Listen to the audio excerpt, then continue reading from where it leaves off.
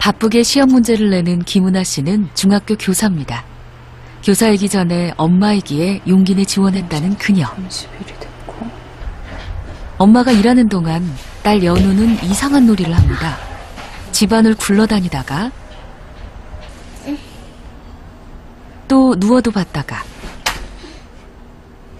이 세상에서 가장 심심한 데가 집이에요. 일에 집중해 있던 엄마가 홀로 외로움을 견디고 있는 9살 딸에게 처음으로 말을 건넵니다.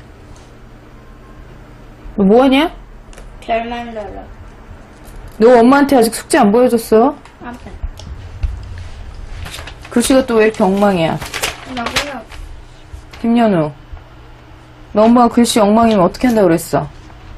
매일매일 얘기했고 어제도 얘기했지. 다시 쓰고 싶지? 글씨 이렇게 쓸래? 너 같으면 이거 읽고 싶겠어? 응? 엄마가 그랬잖아. 학교 선생님이 깔끔하게 숙제하는 거 좋아한다고. 응, 다시 해.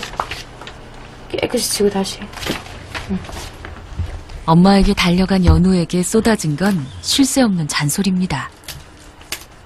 집에서도 은하 씨는 왜 엄마가 아닌 선생님 역할을 하고 있는 걸까요? 공부하는데도 지장이 미칠 것이고, 보면 생활이 흐트러지면 친구들도 그런 아이들을 또 사귀게 될 거고, 막 다 이렇게 쫙 수세에 연결이 돼가지고, 그래가지고 나중에 정신 차리기 힘들 텐데, 막 그러다가 사춘기 때 엄청나게 방황을 할 텐데, 막 쫙쫙쫙 막 꼬리에 꼬리를 물고 막 가더라고요. 하지만 이런 엄마 마음을 알기에는 아직 어린아이에 불과한 연우. 엄마가 혼낼 때 저기 화장실을 보면요, 뭐 그런 거 쭉 나와 있거든요. 마음의 상처를 주지 말라고 막 그러고, 또 칼로 해본 상처는 회복되지만 말로 해본 상처는 평생 간다고 돼 있어서. 엄마가 알지 못하는 사이 연우의 상처는 깊어지고 있었습니다.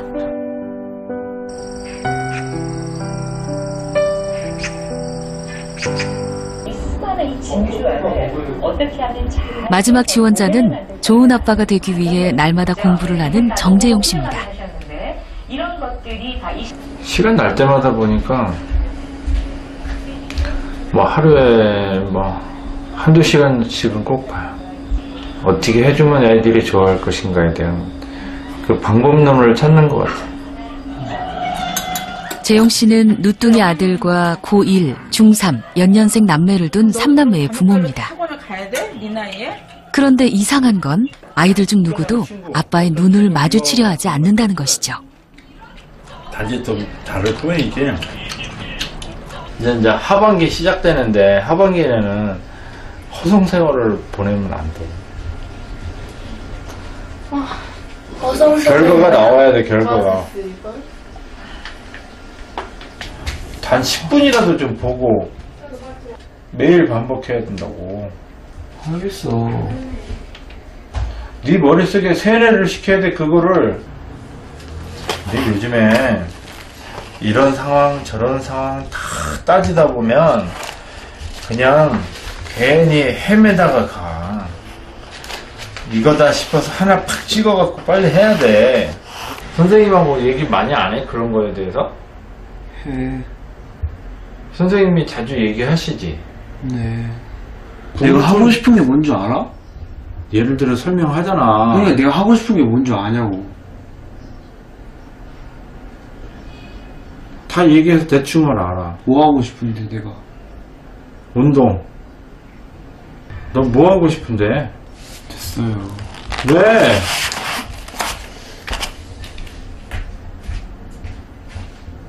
얘기 좀 해, 더.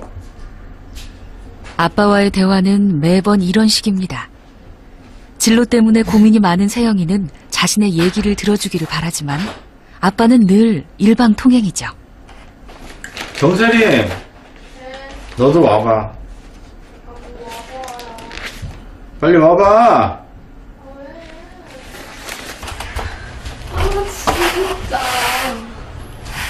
너 뭐든지 의욕을 가지라고. 의욕. 알겠어.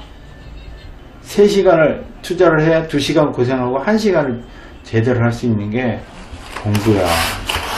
알겠어. 딴 점 부리면 다시 시작하는 거야.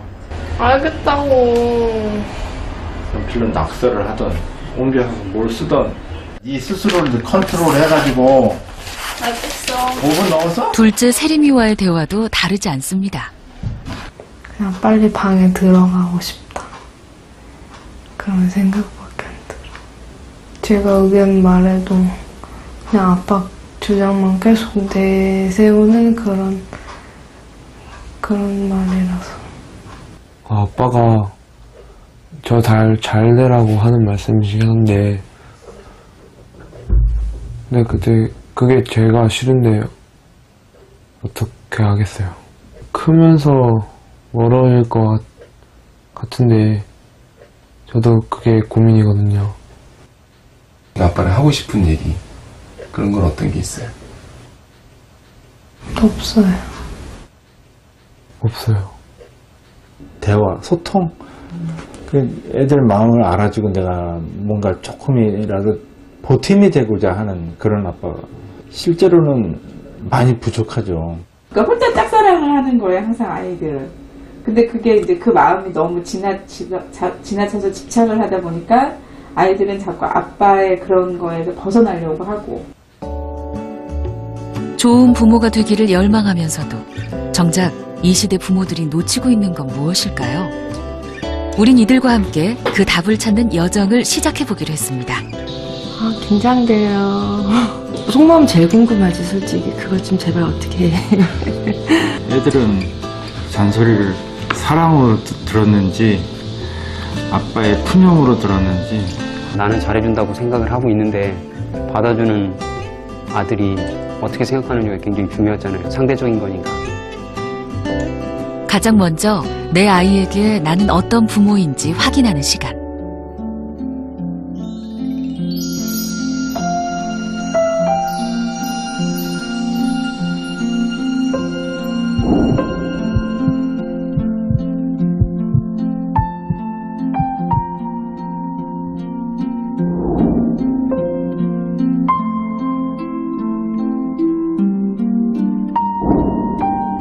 딸 연우가 태어났을 때 누구보다 친구 같은 엄마가 되기를 바랐던 은하 씨였습니다.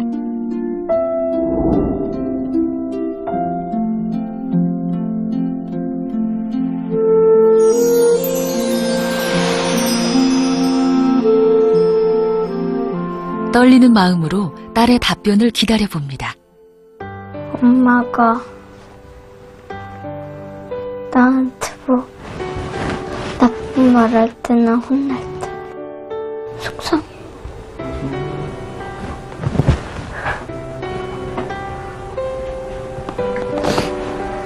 이렇게 엄마 때문에 아파하고 있는 줄 미처 몰랐습니다.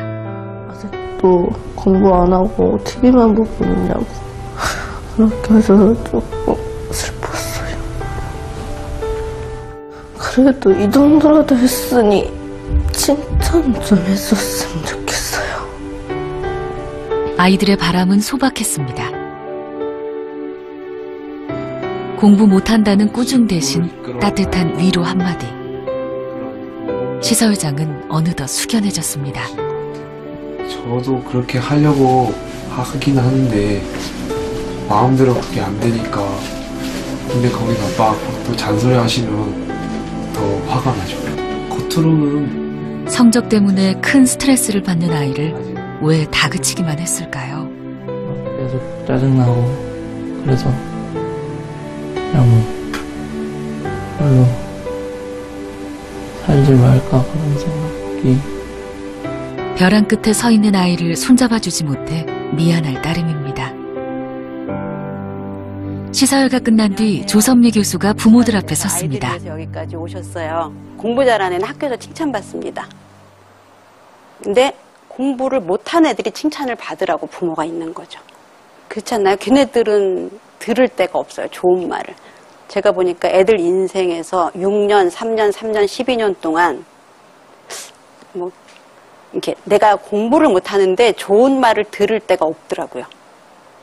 근데 지금 아이들이 속마음을 얘기하는 건 엄마가 잘못했어, 아빠가 잘못했어 이런 얘기가 아니라 좀 변화가 필요해요 하는 그런 메시지라고 생각하시면 됩니다. 부모로 살아오면서도 진정한 부모의 역할에 대해 생각해보지 못했던 이들. 오늘은 그 첫걸음을 뗀 시간이었습니다. 일단 알고 나면 우리가 아이를 뚫고 뒤에는 성적을 보고 계속 있었던 것 같아요. 한마디만 해주지라는 거. 잘했다. 이만큼까지 했는데 그 말이 정말 너무 가슴 아팠어.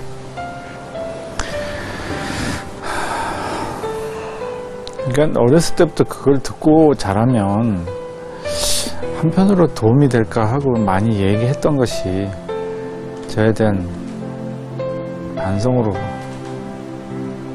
네가 행복해지려면 지금 좋은 성적을 내야 돼. 그러니까 그게 행복의 이제 조건이라고 생각을 했는데